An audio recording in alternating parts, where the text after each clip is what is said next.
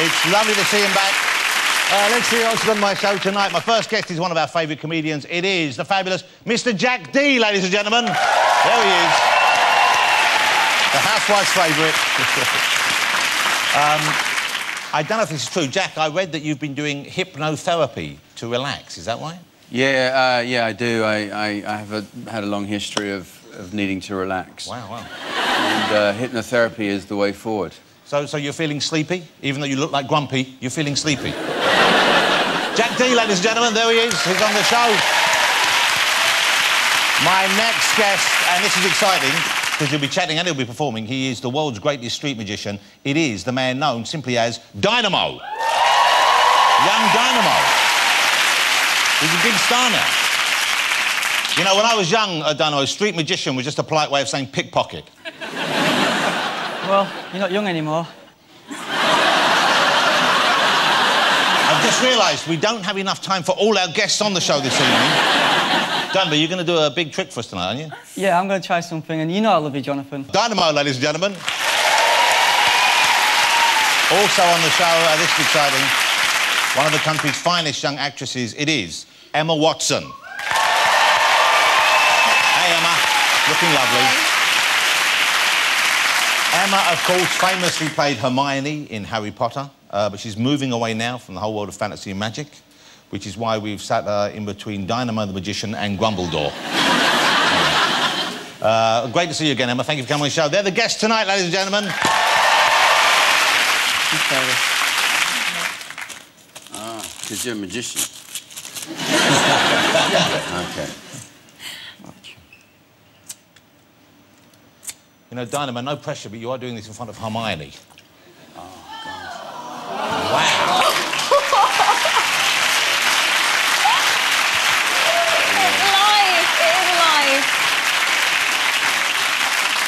Wow. That's actually burnt my eyes out. I can't see it. Amazing. Yes, it's amazing. It's got a bit of pocket fluff on it. Yeah. Not trying to do that to fish. Let's get my first guest out. He's a ray of sunshine wrapped up in a grumpy old sod. It's the marvellous Mr. Jack D.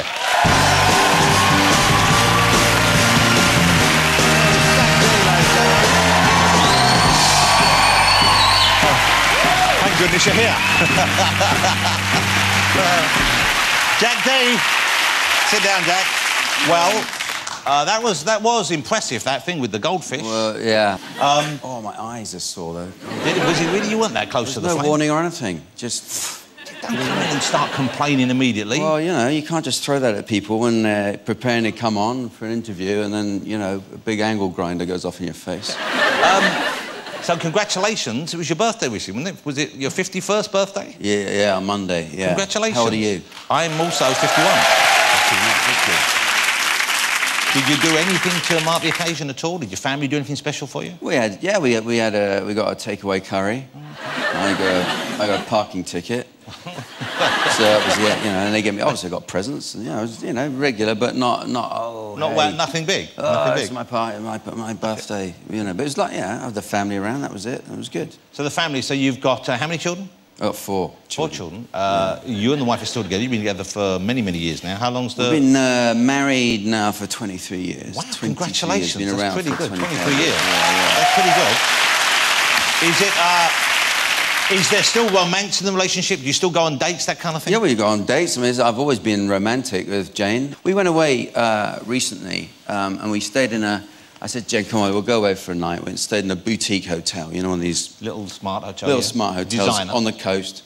Done up by this couple who'd spent, 4 years or something doing it up. And we went in the bathroom was like what a wet room where it's not a proper bathroom at all. So it's a shower. The whole thing you can get everywhere wet. Everything gets wet. There's no demarcation between the shower and the toilet and the basin. Yeah. It's a wet room. This is the invention of some lazy bloody plumber who just screwed up the bathroom and said, "Oh, this is the latest thing." So I said, "Joe, no, it's good. This is what they've done. They've made the wet room." And so we go to bed, and then we can hear that the water is dripping in the bathroom under the cistern. So I go into I'd had a bit to drink, actually, to be honest. I had, go into this wet room. We'd had a shower, and everything was soaked. All the toilet paper's all soggy now. Everything So I said, I'll fix it. And I tried to lift the lid off the cistern, right? And it won't quite come. So I thought, obviously, needs a bit more force. And I just went like that, and it just flipped up into the air and just started spinning around. Great big porcelain lid, and just smashed in pieces all over the floor, right? Bits of broken porcelain everywhere. And by now, I'm needing a pee. And Jane says, "I'm going to call the manager, don't call the manager.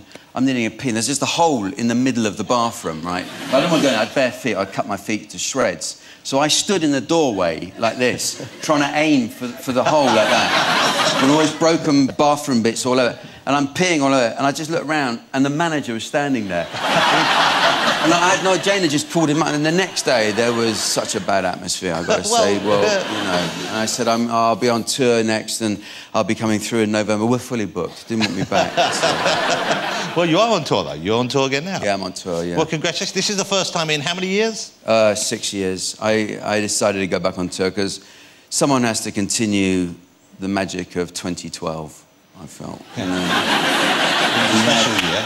Yeah. We had the Jubilee, and we had the Olympics, and we had the Paralympics, and it was all great, but then there was a lull. Yeah. And I thought, I'm going to go on tour. I'm going to keep the spirit going. I'm going to keep the flame burning. Well, you are like the Olympic flame going around the country. I am like that, yeah. Personified. How are you finding it now? Because you haven't been on tour for a while, and of course you've been in the business for a long while. It's come up for like 30 years. Yeah. You've been doing stand-up. So it's a pretty different world out there now. You've got all the new young comedians, and I guess the material, a lot of it is about modern stuff. They're doing gigs about Twitter and Facebook and lots of stuff which wasn't around when you first started. Yeah, I know. I mean, I do Twitter. I don't really do routines about Twitter, but what always gets me is the people on Twitter, because the people on Twitter, you say, I'm on tour, and they say, oh, where are you on tour? I said, well, I'm not going to list all the towns, am I? I mean, I'm not even going to come on this show and list all the towns. I'm not doing Nottingham, I'm doing a whole list of towns. People say, where are you on tour? Honestly, I think if you can't Google it and find out, don't even come. You'll be wasting your time. You won't understand the show. If you don't know how to Google stuff, don't even come. You've got to be very careful of that stuff. But you don't mind fans talking about you, because now it's very immediate, isn't it? When you do a gig or something, immediately people are saying whether they liked it or not. They're critical. They're sharing their thoughts on it. Well, I think that's good, isn't it? I mean, that's an okay thing. I generally don't sort of read feedback until the next day or something. I might like scan over it, but I'm not kind of poring over it. You'd have to be so very sad to sort of sit in your dressing room and go, oh. You know, it's not what I do to relax, you know. So what do you do to relax then? Have you got any hobbies? Well, we're talking about I do hypnotherapy. Yeah, you actually do that, for real? Yeah, of course I do. I wouldn't mention if I don't do it. I wouldn't say, come on, let's talk about something I don't know anything about. But when you say you do, surely it's something... You just pick it out of the air, like a goldfish. There are different types of hypnotherapy, and I did the one where, you know, they regress you. That was a long, long time ago before I have a very good hypnotherapist now, but the one where they regress you, and he immediately wanted to stop seeing me because he regressed me, and this is embarrassing. I'm not proud of this, but you know, I thought I was going to be Henry VIII or someone. Yeah, they say who you were in a past life. Yeah, or you Henry VIII. Yeah. Or I don't mind if it's a little urchin boy or something, you know. Like, nice little boy in the street. Yeah, chimney sweep. I might have been. I don't know. So who were you? Turns out I was an SS officer. Oh. And he said, I can't see you anymore after this. I'd say because he was Jewish and he was really offended by that, you know. I said, listen, it's not real, this. It doesn't actually happen. It's not really true. Well, why do you think you said under hypnotherapy that you I'd seen Schindler's List a couple of nights before or something like that. And it was just in my mind. It came out. I don't know what. I was talking in a silly accent and he... Well, a German accent is fun to do. Yeah, I know, but real SS didn't have a German accent. They just spoke German. So it proves it's not true, is it?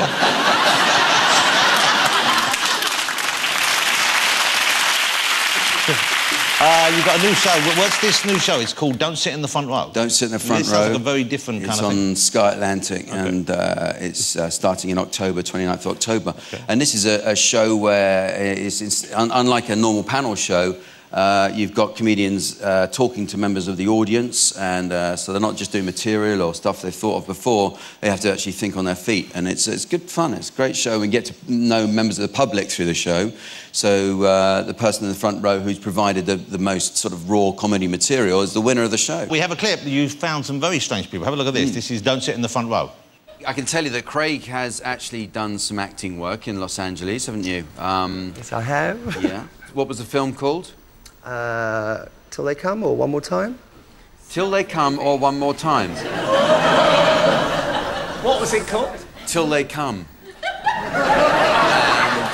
And, is this a Disney production? I'm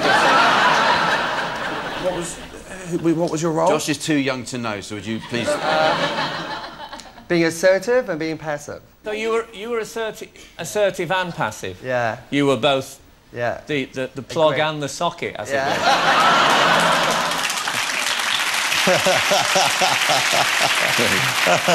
So you get to meet some very different people. Get to meet some very different people, and yeah, no, it is genuinely good fun to do. I had my doubts about it before. Okay, but that's it was on all right. Sky Atlantic. Starts 29th. 29th, 9 o'clock. Well, I make jokes about it whenever I see Jack about you being, you know, looking grumpy. And I know you play up to it a bit, but you've always had a face which is a little downcast, haven't you? I mean, it just... But naturally, you always look a little bit like you are miffed about something. Listen, I've just always, even at school, I used to get into trouble because the teachers hated me. It's, you know, what's the matter with you?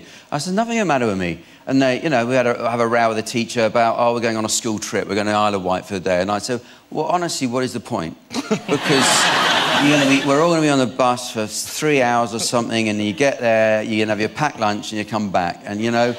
And they would do... I was only 6 at the time, but I could see that just didn't make sense. Well, you were very mature.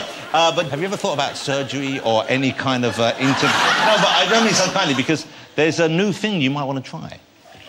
There's a device you can have, which we have here, which is meant to... It's basically, I think it's like non-intrusive facelift for people who want to get their cheeks back up and all this. Because as we get older, our faces are both going south, and everyone, you know... So rather than get nipped and tucked, you can do this. If we bring it out, we have Guillaume from the clinic has the items there. And this is... what are these called again, these things? God. This is the Pro Lift. The Pro Lift. Thank you. Your French accent is marvellous, Guillaume. Thank you. OK, now they're both turned on. I've got the control here, OK, and this will work for both of them. And what you do is, don't touch the metal plates there, because they're live, aren't they? They will shock. What? They will shock. It gives you a gentle electric shock. I'll put it on. You put on Jack's. You can bend it like this, and you sort of put it... Does it hurt? Yeah. I'm nervous. Right, you put it on there. This is a genuine thing, and it's meant to help... Right, they're not electric yet, but these are going to give us very gentle, for real... William, thank you, William. Merci beaucoup. Not too much. Okay. Right, so I'm going to turn this on now. We will feel it, but you're meant to leave your mouth loose, and you will feel it, and it will lift up your smile. Okay? Right. Right. Here we go. Keep your mouth loose. I feel like, oh. You feel it? Oh, it's horrible. It just stings. Oh, it's like having a stroke. It's horrible. My filling is... I'm filling it in my filling. Yeah. Oh, it's so horrible. I'm going to move that one away from my... You chickened out. Because I've got a doing it filling higher. there.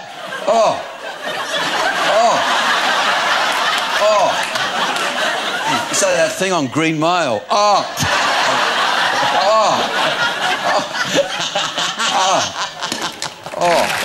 That was horrible, wasn't it? That's seriously unpleasant. I feel kind of... My cheeks feel firmer. I don't feel any better. I can smell burning skin.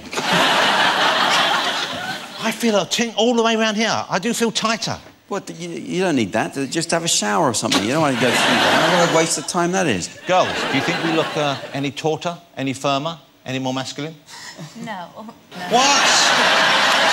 What? There you go. All that effort. Will you join me in saying thank you to the fabulous Mr. Jack D, ladies and gentlemen? Join us after the break. I'll be talking to street magician Dynamo. We've got the fabulous Emma Watson to come and music from No Doubt. Don't go away.